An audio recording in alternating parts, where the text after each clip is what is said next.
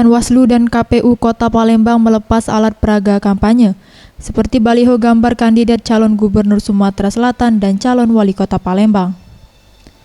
Usai apel penertiban alat peraga kampanye atau APK calon Gubernur Sumatera Selatan dan calon Wali Kota Palembang 2018-2023, Sulaiman Amin, selaku Asisten 1 Pemerintah Kota Palembang mengatakan, pemerintah kota hanya memfasilitasi pelaksanaan pelepasan alat peraga kampanye kandidat Pilkada Gubernur Sumatera Selatan dan Wali Kota Palembang sesuai permintaan Panwaslu Kota Palembang.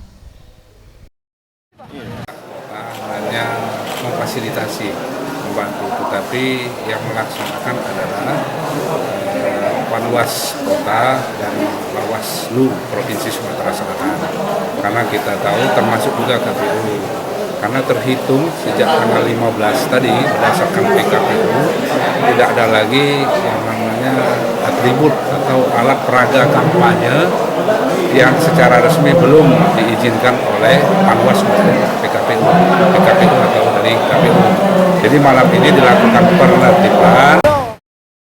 Baliho gambar calon kepala daerah yang sebelumnya dipasang di Kota Palembang oleh tim pasangan calon Gubernur Sumatera Selatan dan Wali Kota Palembang yang akan berlaga dalam Pilkada 27 Juni 2018 ditertibkan oleh Panitia Pengawas Pemilihan Umum Kota Palembang bersama Dinas Polisi Pamong Praja Palembang. Ketua Panwaslu Palembang, M. Taufik mengatakan penertiban dilakukan secara bertahap. Untuk sementara, pihaknya melakukan penertiban di sejumlah titik lokasi di kawasan jalan protokol.